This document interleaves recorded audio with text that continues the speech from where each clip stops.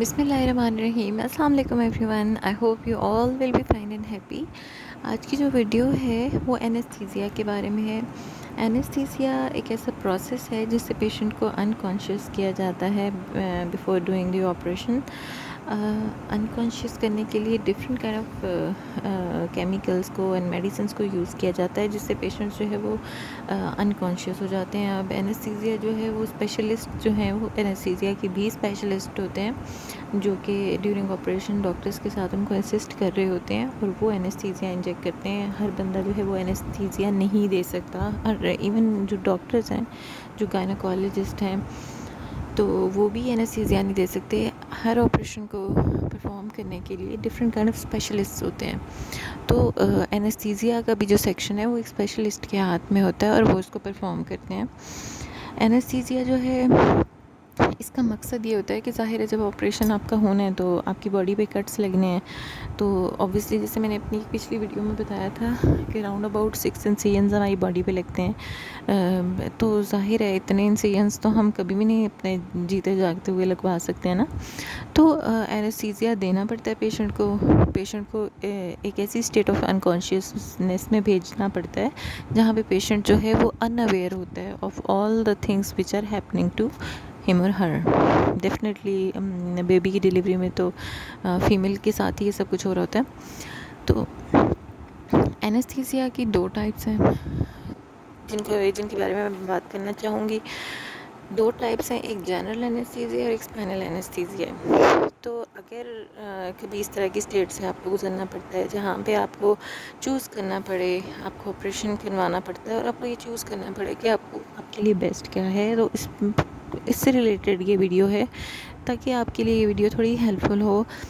I am sharing कि मैंने कौन सा एनेस्थीसिया चूज़ किया था और उस एनेस्थीसिया के इफ़ेक्ट्स और साइड इफ़ेक्ट्स क्या हैं एंड थिंग्स लाइक दैट। तो बेसिकली हम पहले डिस्कस करते हैं कि एनेस्थीसिया कितनी टाइप्स का है। There are 2 types of anaesthesia. Number 1 is general anaesthesia and the second one is spinal और एपिड्यूरल एनेस्थीसिया। जनरल एनेस्थीसिया जिस तरह नाम से ही ज़ाहिर है कि इसको जनरली बॉडी में इंजेक्ट किया जाता है किसी भी एनेस्थेटिक प्रोडक्ट को या एनेस्थेटिक मेडिसिन को जो आपकी बॉडी को या आपके ब्रेन को अनकॉन्शियस कर देती है। होता ये है कि पेशेंट जो है वो गो into the state of slumber और वो सो जाता है, एंड देन जब उसको होश आता है तो उसका ऑपरेशन हो चुका हुआ होता है, उसकी कंडीशन जो है बहुत घंटे गुजर चुके होते हैं।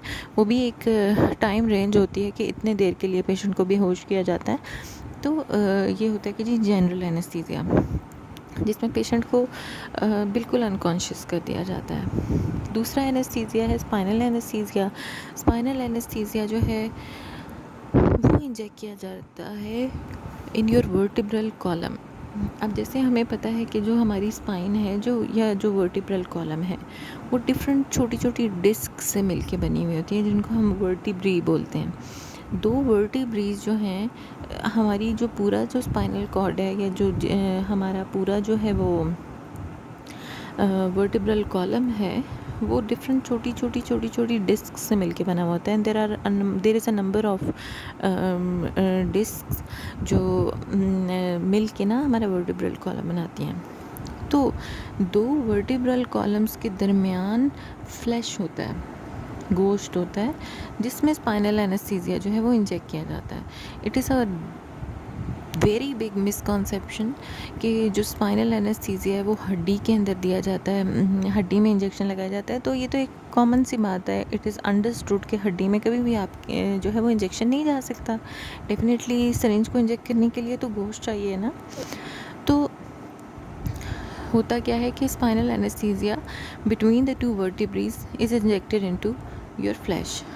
उससे होता ये कि आपका tummy, your belly, lower abdomen, your legs, thighs, your knees and your feet go into the state of unconsciousness.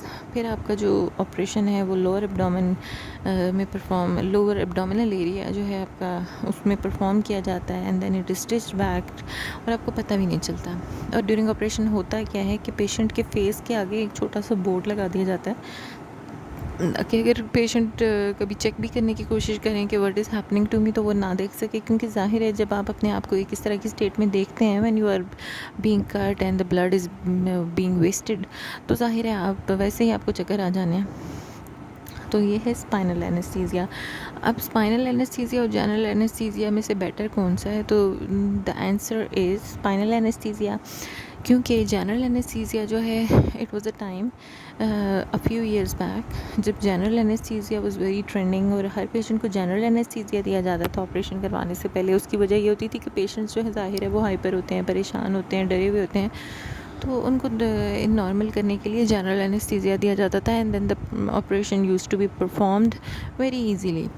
But general anaesthesia के कुछ ऐसे केसेस निकले थे जिसमें पेशेंट्स जो है आफ्टर ऑपरेशन उनकी रिकवरी इम्पॉसिबल थी, यानी ऑपरेशन वाज वेरी सक्सेसफुल, सब कुछ ठीक हो गया, लेकिन जो पेशेंट था वो from the state of unconsciousness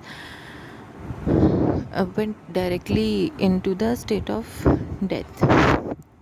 तो ये वाले इस तरह के कुछ केसेस आए, तो उन केसेस के बाद जनरल एनेस्थीसिया की जो रेशो थी उसको बहुत कम कर दिया गया। Even now it is suggested कि general anaesthesia just in case of emergency आप दें, अदरवाइज़ जनरल एनेस्थीसिया की प्रैक्टिस को ख़त्म कर दिया गया था, और स्पाइनल एनेस्थीसिया को जो है वो इंट्रोड्यूस किया गया, इसको प्रैक्टिस किया गया। और स्पाइनल एनेस्थीसिया के कुछ साइड इफ़ेक्ट्स हैं, क्योंकि ज़ाहिर है जब एक एनेस्थेटिक प्रोडक्ट आपके फ्लैश में बिटवीन योर वर्टिब्री इंजेक्ट किया जाता है, तो उसका डेफिनेटली जब आपकी बॉडी को वो एक तरफ से तो अनकॉन्शियस कर रही है, लेकिन उसके कुछ साइड इफ़ेक्ट्स भी हैं, और वो साइड इफ़ेक्ट्स डेफिनेटली डायरेक्टली आपकी वर्टिब्रीज को डैमेज करते हैं।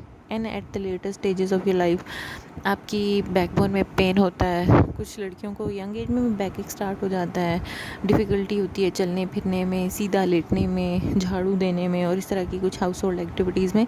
बट फिर भी मैं ये सजेस्ट करूँगी, out of these two choices, general anesthesia or the spinal anesthesia, so you should choose spinal anesthesia if you are going to go through your cesarean section। तो अगर इस तरह की कोई सिचुएशन आती है तो उसमें से आप बेटर यही होगा कि आप लोग स्पाइनल एनेस्थीसिया को चूज़ करें, क्योंकि उसमें ये होता है कि आपकी बॉडी जो है वो आप जीते जागते होते हैं, होश में होते हैं, आपको पता होता है कि मेरे साथ क्या हो रहा है। आपका माइंड तो डेफिनेटली कॉन्शियस है ना, आपको सब कुछ नज़र आ रहा होता है, सब कुछ हो रहा होता है आपके सामने, तो आप ना your life is not at risk. Secondly अपनी हेल्थ स्टेट के अकॉर्डिंगली, अपने बच्चे की हेल्थ स्टेट के अकॉर्डिंगली अपने डॉक्टर से डिटेल में डिस्कशन किया करें कि आपके लिए क्या बेटर है और क्या बेटर नहीं है। सो आपकी जो डॉक्टर्स हैं वो भी इस चीज़ को रीड आउट कर रहे होते हैं। समटाइम्स हमें ऐसे लगता है कि डॉक्टर सिर्फ हमें चेक करेंगे, लेकिन डॉक्टर्स एवरीवन, स्पेशली जो डॉक्टर्स हैं, उनके अंदर एक साइकोलॉजिस्ट भी छुपा हुआ होता है, और वो उस पेशेंट की स्टेट ऑफ माइंड को और उस चीज़ को रीड आउट कर रहे होते हैं। सो वो समटाइम्स खुद ही डिसाइड कर लेते हैं कि पेशेंट को क्या करना है। लेकिन आई वुड सजेस्ट कि अपनी जब भी चेकअप वगैरह कराएं, या जब भी किसी भी किस्म के डॉक्टर के पास जाएं, not only to your gynaecologist, तो आपको अपने बारे में सब कुछ खुद से मालूम होना चाहिए, और ख़ुद से आपको क्वेश्चन करना चाहिए अपने बारे में, क्योंकि अपने बारे में या अपने इर्द गिर्द के बारे में नॉलेज होना बहुत ज़रूरी है। वो कुएं के मेंढक बन के नहीं रहना चाहिए कि जो कुछ हो रहा है let the things be happening, लेकिन ऐसा नहीं होना चाहिए।